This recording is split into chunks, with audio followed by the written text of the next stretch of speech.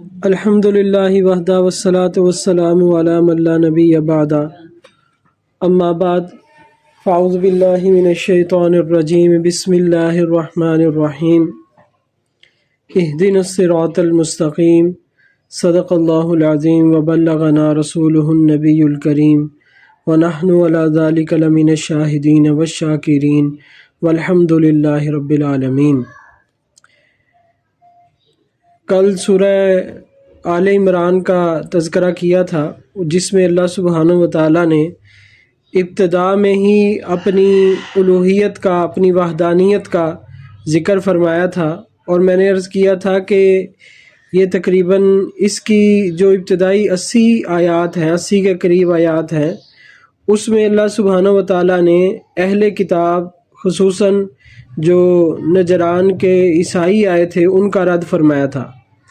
وہ تقریباً 60 آدمی تھے، اور ان کے آنے کا مقصد ہی نبی پاک صلی اللہ تعالیٰ علیہ وسلم سے گفتگو کرنا، اور جو عیسائیت کے جو عقائد تھے خصوصاً عیسیٰ علیہ السلام کے بارے میں ان کی الوہیت کا عقیدہ یا تثلیث وغیرہ کا عقیدہ، اس کو وہ ثابت کرنا چاہ رہے تھے، لیکن الحمدللہ وہ ثابت نہیں کر سکے۔ اور جو صحیح چیز تھی اللہ سبحانہ و تعالیٰ کی وحدانیت اور نبی پاک صلی اللہ تعالیٰ علیہ وسلم کا نبی ہونا اور اس دین اسلام کا حق ہونا، یہ ان پر واضح ہو گیا۔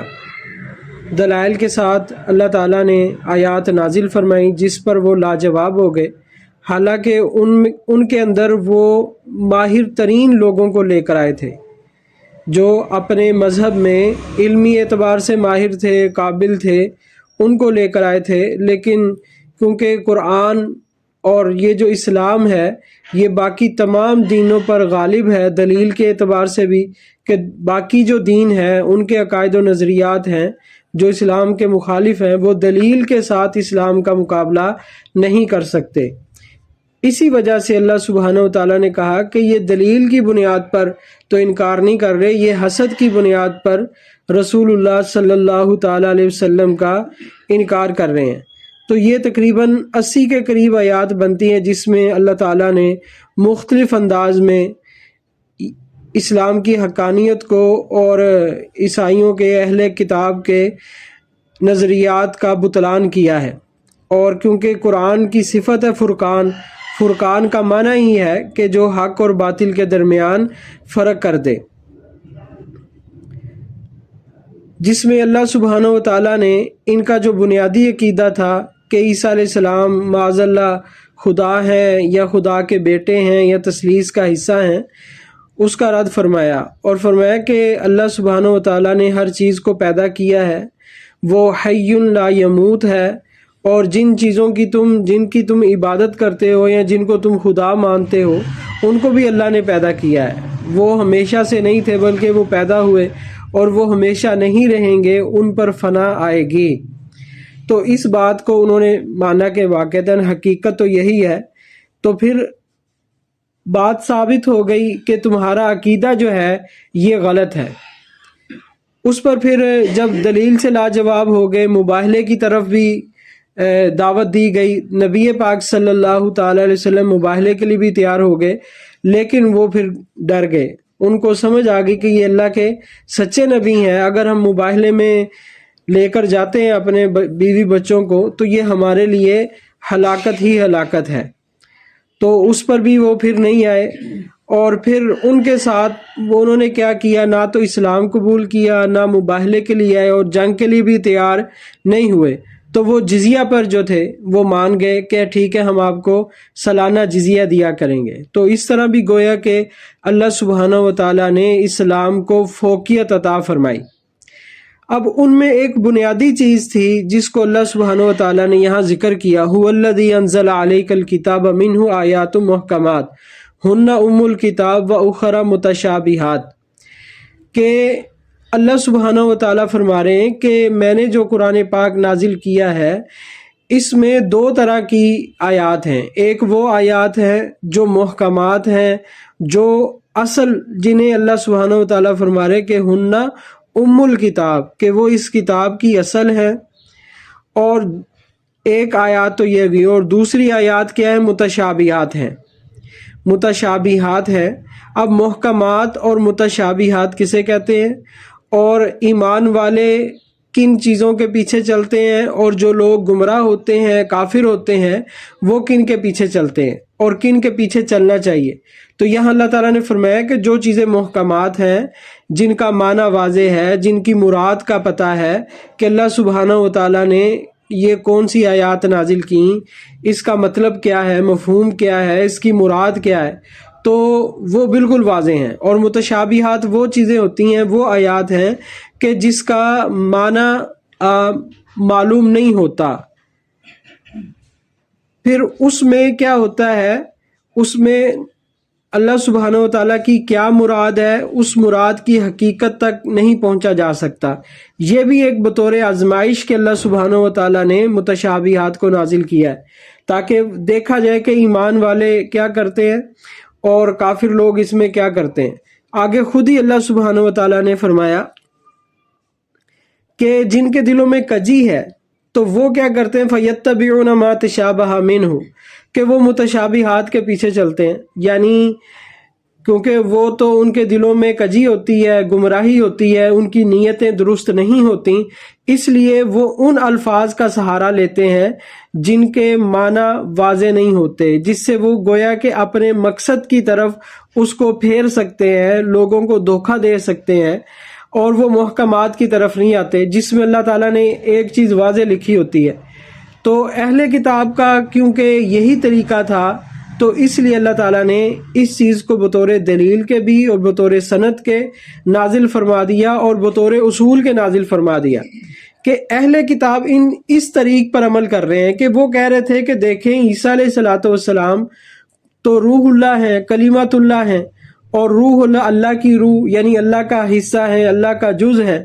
وہ متشابہات کے پیچھے چل گئے۔ اب روح اللہ سے کیا مراد ہے، کلمۃ اللہ سے کیا مراد ہے، یہ تو ان الفاظ سے واضح پتہ نہیں چل رہا کہ اللہ کی روح، ٹھیک ہے نا، تو وہ متشابہات کے پیچھے چل رہے ہیں۔ لیکن نبی پاک صلی اللہ تعالی علیہ وسلم محکمات پر ان کو لے کر آ رہے تھے، اور محکمات کے ہیں جو اصل کتاب ہے، جو اصول ہے۔ آج بھی دیکھیں پوری دنیا میں جو ایمان والے ہیں، اہل اسلام ہے، وہ محکمات کی بات کرتے ہیں، اور جو ملحدین ہیں یا جو کفار ہیں وہ متشابہات کے پیچھے چل رہے ہیں۔ اور جتنے ملحدین ہیں، معترضین ہیں، جو قرآن پر اعتراض کرتے ہیں، وہ اکثر ان آیات کو لے کر آتے ہیں جو متشابہات ہیں۔ مثال کے طور پر جس میں اللہ سبحانہ و تعالیٰ کے ہاتھ کا ذکر ہے، یا اللہ سبحانہ و تعالیٰ کی آنکھوں کا تذکرہ کیا جاتا ہے، ٹھیک ہے نا، یوم یکشف عن ساق، کہ جس میں پنڈلی کا تذکرہ ہے، اور ہاتھ کا تذکرہ ید اللہ فوق ایدیہم۔ اب جہاں یہ آیات آئی ہیں، یہ الفاظ استعمال ہوئے ہیں، ید اللہ یا وجہ اللہ، اللہ کا چہرہ، اب اردو میں تو اس کا معنی یہ ہے، لیکن اس کی مراد کیا ہے، اس کی حقیقی مراد کیا ہے، وہ تو اللہ ہی تعالیٰ بہتر جانتے ہیں نا۔ تو اب کوئی کہے کہ وجہ اللہ کا چہرہ ہے یا اللہ کے ہاتھ ہے، اور اللہ کے لیے جسم کو ثابت کر دے، تو ایسا نہیں ہے۔ تو یہ چیزیں متشابہات میں آ جاتی ہیں۔ اور جو مومنین ہیں، ایمان والے ہیں، وہ کیا کہتے ہیں، وَمَا يَعْلَمُ تَأْوِيلَهُ إِلَّا اللَّهُ وَالرَّاسِخُونَ فِي الْعِلْمِ يَقُولُونَ آمَنَّا بِهِ۔ جو راسخ فی العلم ہے وہ کہتے ہیں کہ یہ سب اللہ سبحانہ و تعالیٰ کی طرف سے ہے۔ اور اس میں حکم یہ ہوتا ہے کہ جو متشابہات ہیں، متشابہات میں جو چیزیں بیان کی گئی ہیں، ان کو اصل کی طرف، محکمات کی طرف پھیرا جاتا ہے، کہ یعنی متشابہات میں وہ معنی مراد قطعاً نہیں لیے جائیں گے جو محکمات کے خلاف ہوں گے، جو اصل آیات کے، جن کے الفاظ کے معنی بھی پتہ ہیں اور ان کی مراد بھی معلوم ہے، تو ان کی طرف متشابہات کو پھیرا جائے گا، ٹھیک ہے نا۔ تو اس کے موافق اگر معنی ہو تو وہ مراد لیے جائیں گے، لیکن اگر کوئی ایسا معنی بیان کرتا ہے یا ایسی تعویل کرتا ہے جو محکمات کے خلاف ہے، تو وہ ہرگز قابل قبول نہیں ہوگی، اور ایسی تعویل کرنا اور ایسا معنی مراد لینا یہ قطعاً جائز نہیں ہے۔ مثال کے طور پر جس طرح انہوں نے کہا تھا کہ عیسیٰ علیہ السلام روح اللہ ہیں، کلمۃ اللہ ہیں، اور اس سے مراد یعنی اللہ تعالیٰ کی ذات کا حصہ وہ سمجھنا چاہ رہے تھے، حالانکہ اللہ کی ذات کا حصہ سمجھنا یا تثلیث کا حصہ سمجھنا یا ان کو معبود سمجھ لینا یہ محکمات کے خلاف ہے۔ اب اس کا وہ معنی لے رہے تھے جو محکمات کے خلاف ہے۔ مثال کے طور پر اللہ تعالیٰ نے کہا ان ہوا الا عبد انعمنا علیہ، کہ یہ تو میرا بندہ ہی ہے جس پر میں نے انعام کیا ہے۔ عیسیٰ علیہ السلام کیا ہے؟ یہ میرا بندہ ہے۔ اور دوسری جگہ اللہ فرما رہا ہے ان مثل عیسیٰ عند اللہ کمثل آدم خلقہ من تراب، کہ عیسیٰ علیہ السلام کو بھی اللہ تعالیٰ نے مٹی سے پیدا کیا ہے، ٹھیک ہے، اور آدم علیہ السلام کو بھی اللہ نے پیدا کیا، عیسیٰ کو بھی اللہ۔ تو یہ محکمات ہیں جن میں اللہ تعالیٰ نے واضح طور پر یہ بات ارشاد فرمائی ہے۔ اور اسی طرح فرمایا کہ ذالک عیسیٰ بن مریم قول الحق الذی فیہ یمترون ما کان للہ ان یتخذ من ولد سبحانہ، کہ عیسیٰ علیہ السلام کی پیدائش کا تذکرہ کیا اور پھر فرمایا کہ یہ دیکھیں یہ عیسیٰ ہے جس کو اللہ تعالیٰ نے پیدا کیا ہے، اور اللہ کے لیے یہ نہیں ہے کہ وہ کسی کو بیٹا بنا لے۔ تو یہ محکمات ہیں جس میں واضح طور پر، بلکہ خود عیسیٰ علیہ السلام نے کیا کہا تھا؟ قال انی عبد اللہ، کہ میں اللہ کا بندہ ہوں۔ سمجھ آئی؟ تو جو ایمان والے ہیں وہ کیا کرتے ہیں؟ محکمات کے پیچھے چلتے ہیں، اور جو لوگ جن کے دلوں میں کجی ہے، جو ملحدین ہیں اور جو معترضین ہیں، وہ کیا کرتے ہیں؟ وہ متشابہات کے پیچھے چلتے ہیں اور عوام کو گمراہ کرتے ہیں۔ تو اس لیے جو اہل ایمان ہیں وہ اس پر ہی قائم رہیں گے جو محکمات ہیں، اور متشابہات کا انکار نہیں ہے۔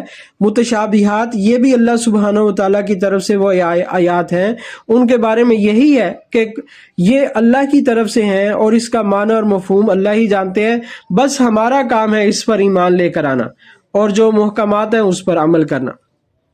تو یہاں ان کے رد میں یہ آیات نازل ہوئی تھی، لیکن اس کو ایک اصول کی حیثیت اللہ سبحانہ و تعالیٰ نے دے دی۔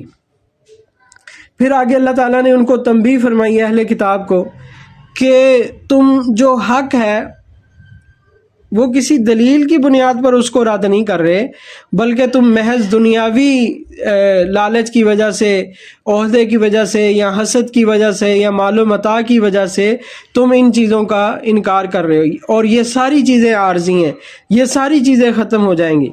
تم پچھلے پر غور کر لو، کداب آل فرعون والذین من قبلہم کذبوا بآیاتنا فاخذہم اللہ بذنوبہم واللہ شدید العقاب، کہ جس طرح فرعون تم سے پہلے فرعونی آئے تھے اور ان سے پہلے بھی لوگ آئے تھے جنہوں نے حق کو جھٹلایا، تو ان کے حق کو جھٹلانا ان کے لیے کوئی کارآمد ہوا نہیں، بلکہ اللہ تعالیٰ نے ان سب کو کیا کر دیا؟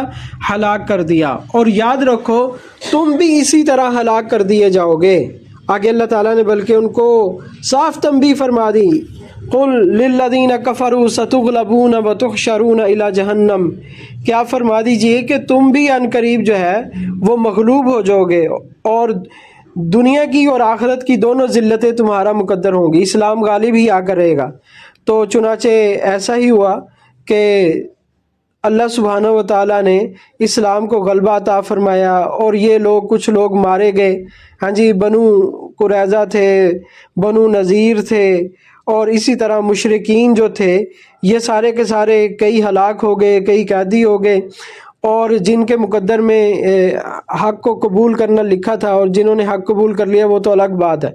تو دنیا کی ذلت بھی ان کے مقدر میں آئی، اور آگے اللہ تعالیٰ فرما رہے ہیں کہ یہ تو دنیا کی ذلت ہے تمہارے مقدر میں، آگے جو ہمیشہ کا عذاب ہے وَتُحْشَرُونَ إِلَى جَهَنَّمَ بِئْسَ الْمِہَادُ، اور تمہیں پھر آخرت میں جہنم کے اندر پھینکا جائے گا۔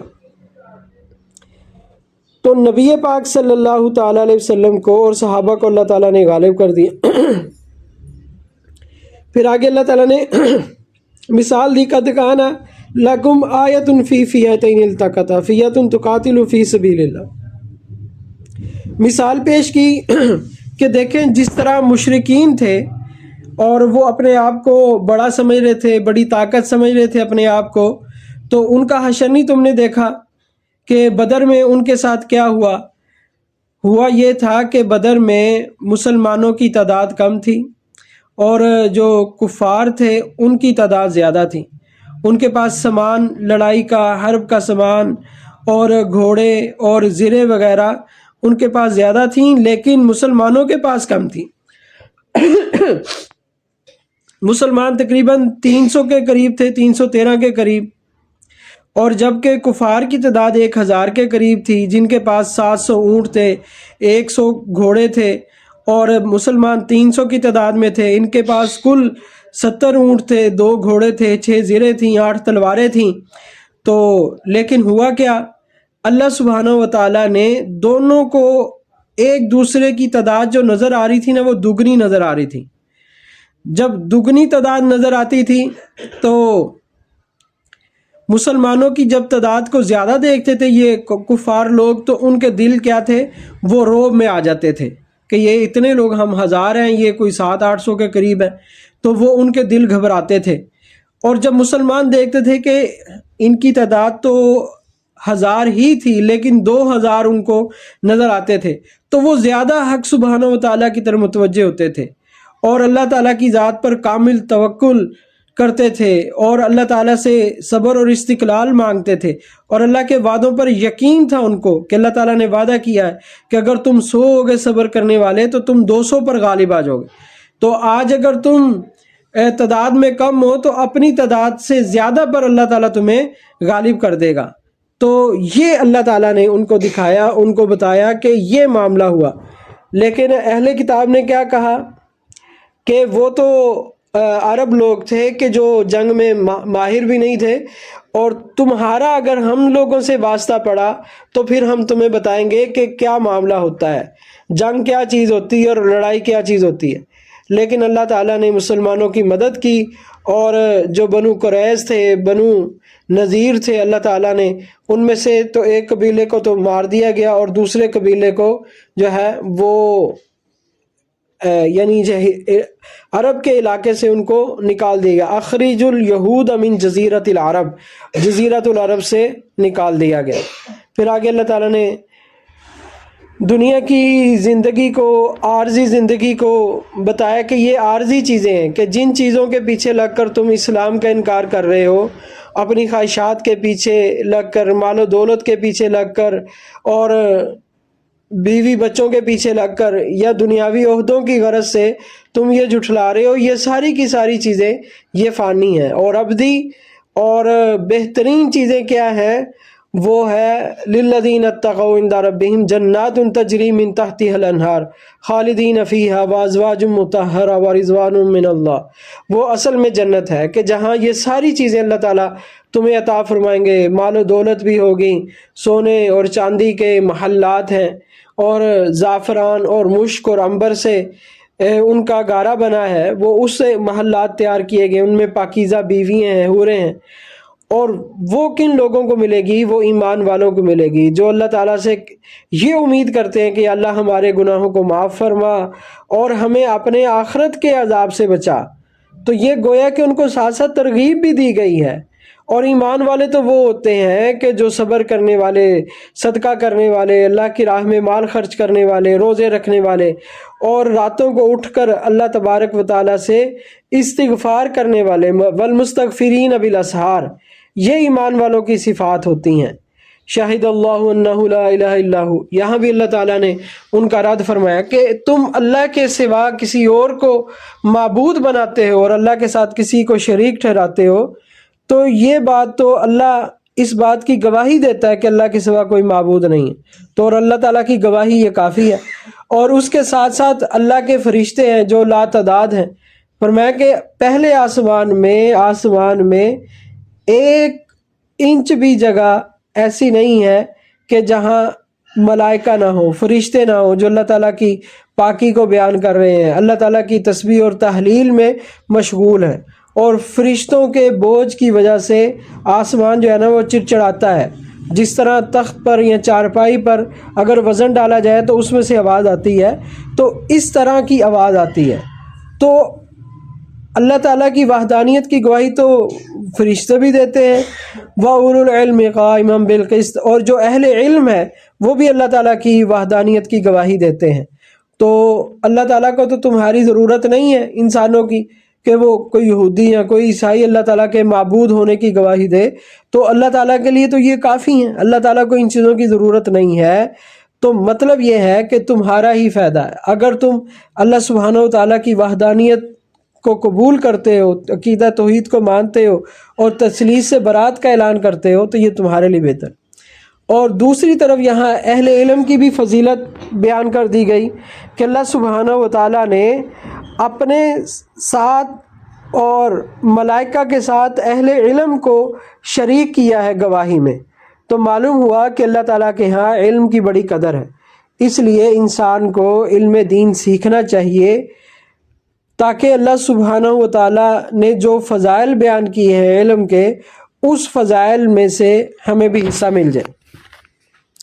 پھر آگے فرمایا کہ دین تو اللہ کے نزدیک صرف اسلام ہے، اور اسلام کیا ہے؟ اسلام اللہ سبحانہ و تعالیٰ کی اطاعت کا نام ہے۔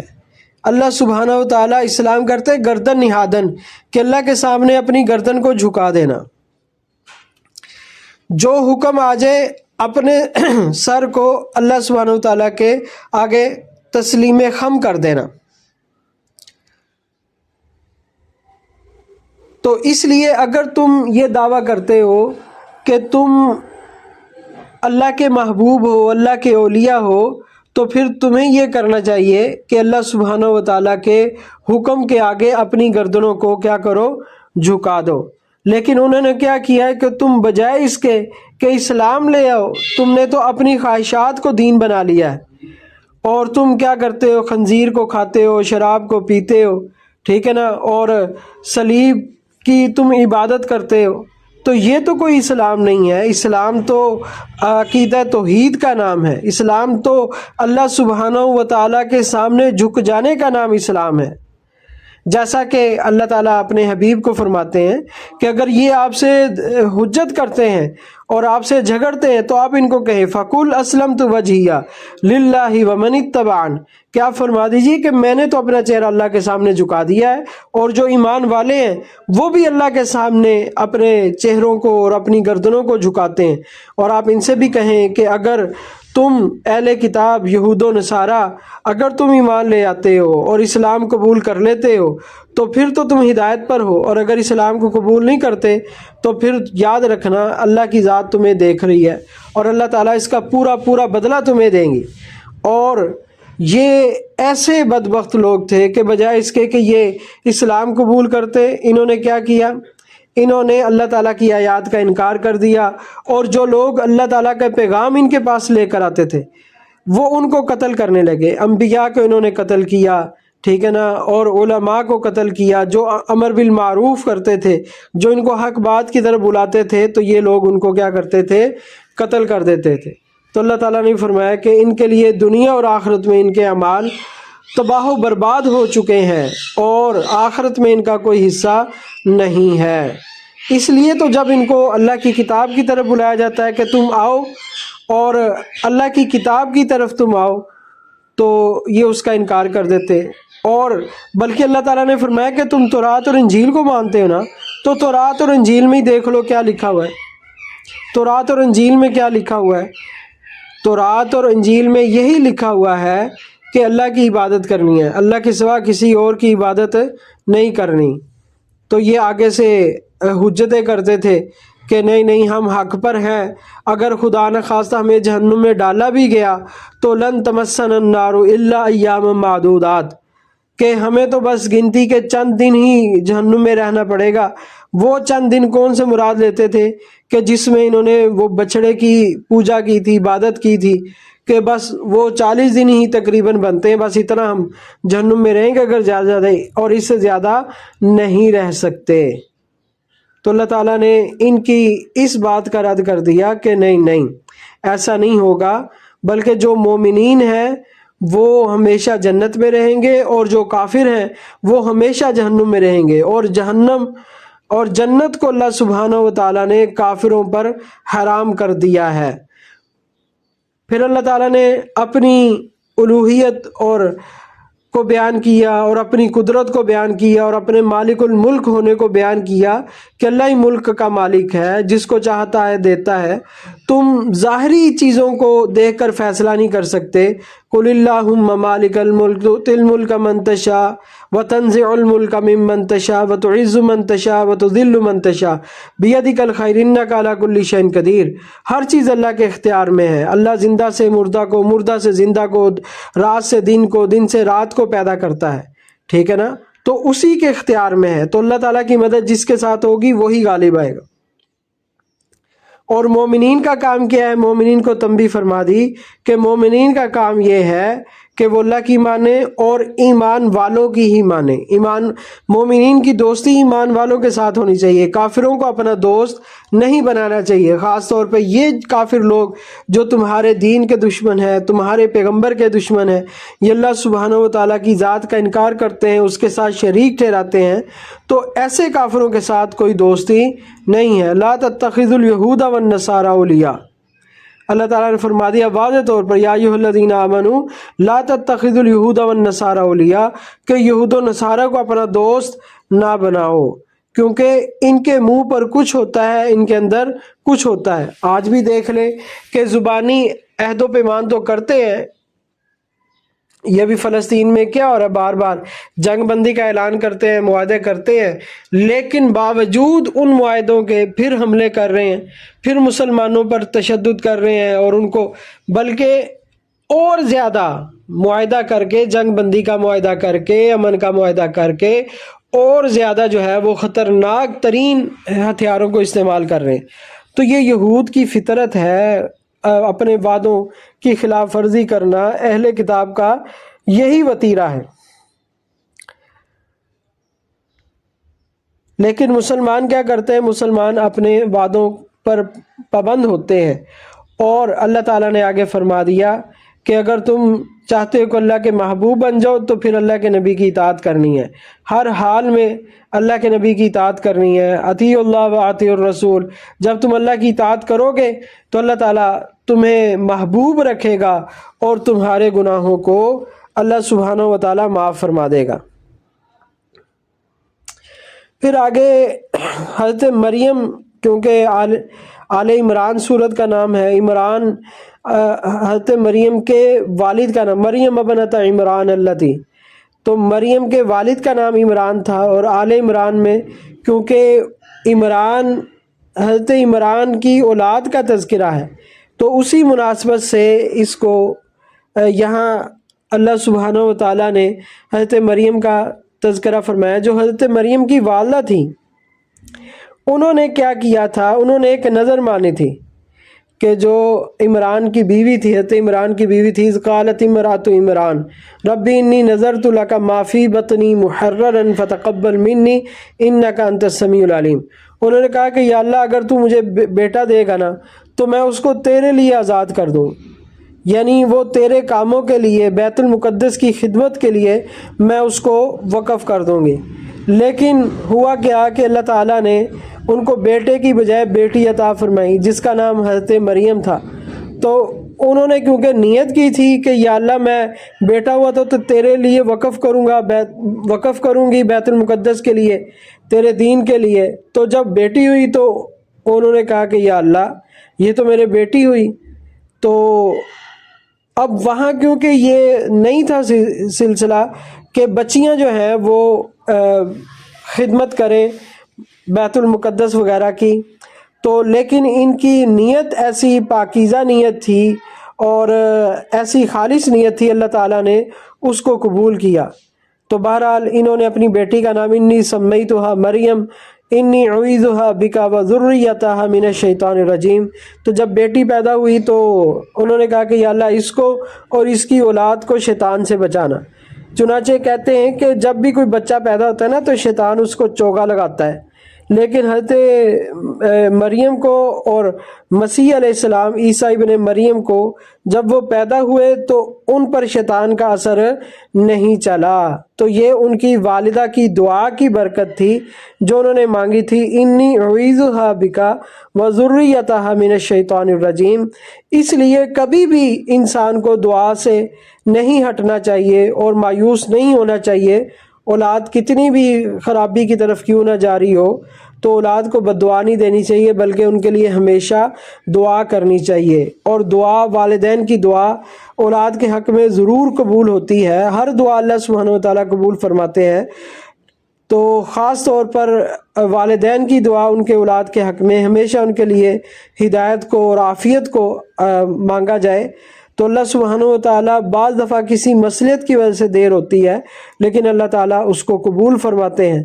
تو یہاں بھی اللہ تعالیٰ نے فرمایا فَتَقَبَّلَهَا رَبُّهَا بِقَبُولٍ حَسَنٍ وَأَنبَتَهَا نَبَاتًا حَسَنًا وَكَفَّلَهَا زَكَرِيَّا۔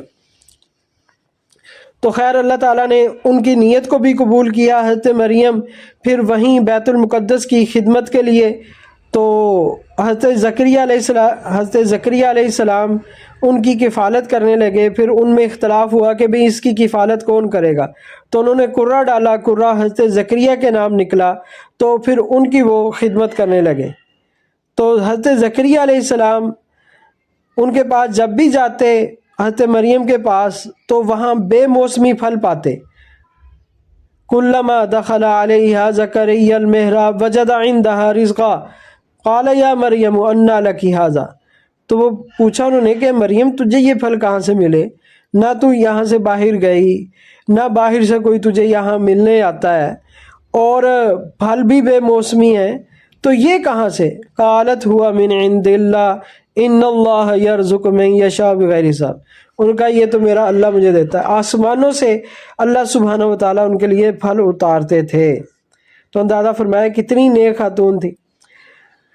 تو جب انہوں نے یہ دیکھا کہ اللہ تعالیٰ ان کو بے موسمی پھل دیتے ہیں تو ایک جذبہ پیدا ہوا اور ایک اللہ تعالیٰ کے ساتھ گمان مضبوط ہو گیا اور ایک کیفیت طاری ہوئی۔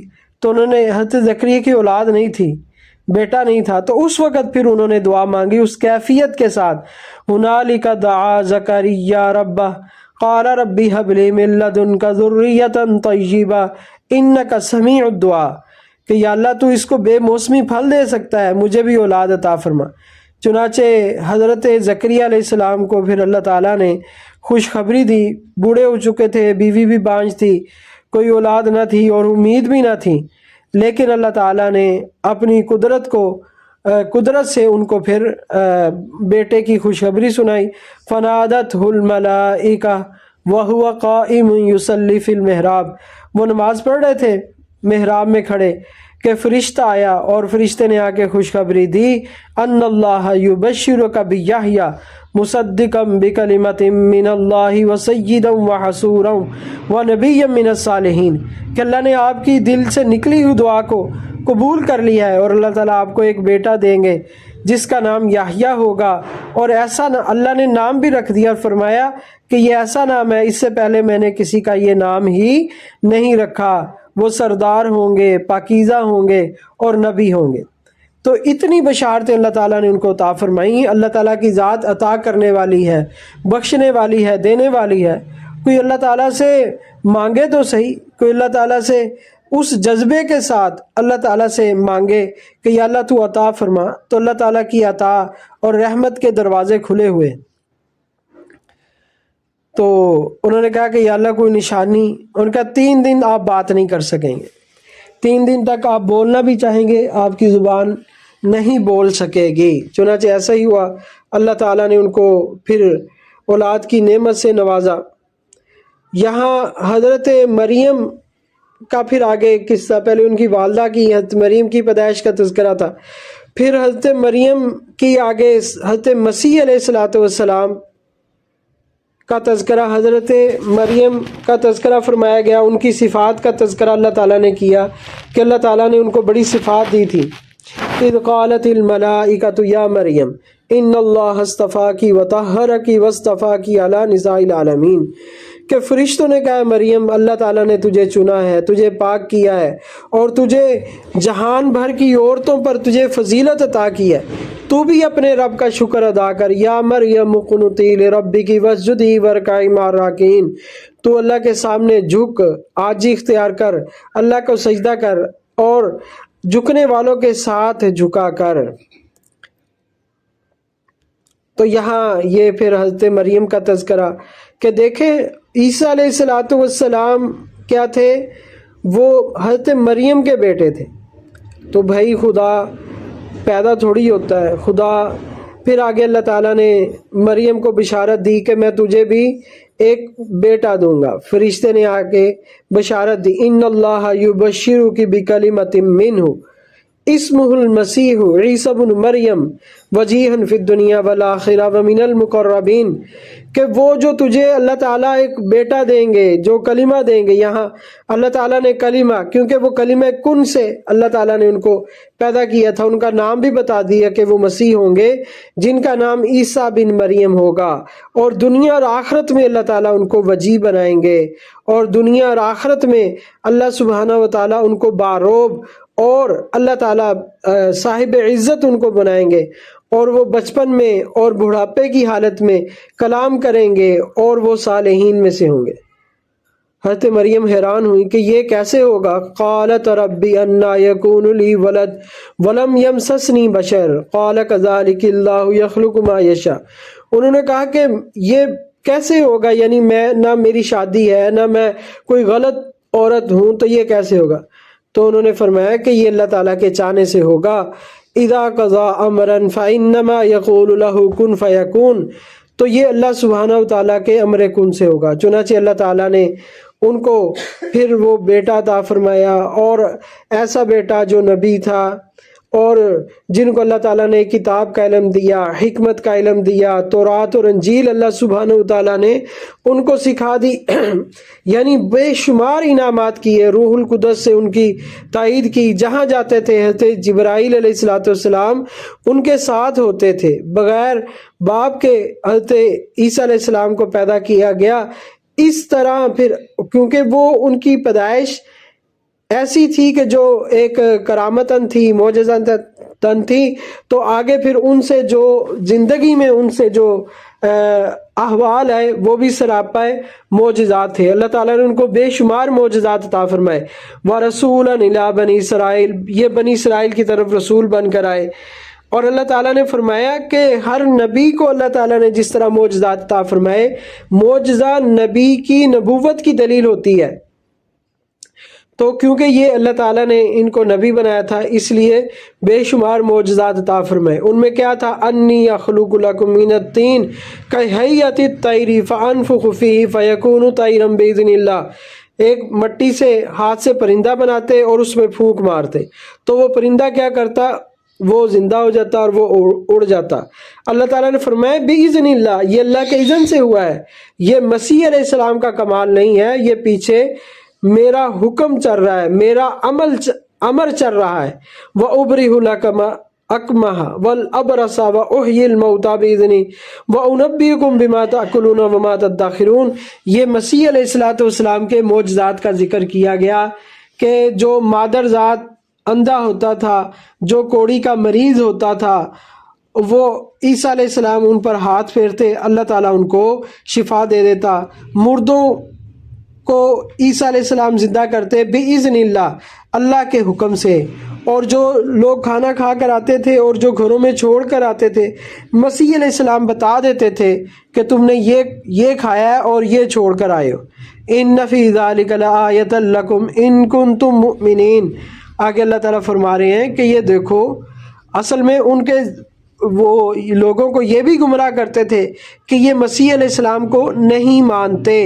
تو اللہ تعالیٰ نے بڑی تفصیل کے ساتھ حضرت مسیح کا بھی ذکر کیا، ان کی والدہ کا ذکر کیا، ان کی والدہ اور ان کے والد کا تذکرہ کیا، اور پورے اچھے انداز سے کیا، اور بتایا کہ اسلام کے اندر ان کا کتنا مقام اور مرتبہ ہے کہ اللہ نے اپنے قرآن میں ان کو جگہ دی ہے۔ اور پھر ان کے معجزات کا تفصیلی ذکر فرما دیا کہ یہ ان کے معجزات تھے، تاکہ ان کو پتہ چلے جو معتدل آدمی ہوں وہ اس سے متاثر ہوں۔ جیسا کہ حضرت نجاشی جو بادشاہ تھے حبشہ کے، تو وہ ان کے سامنے جب عیسیٰ علیہ السلام کی صفات کا تذکرہ ہوا، حضرت مریم کا تذکرہ ہوا، تو وہ پھر مسلمان ہو گئے تھے۔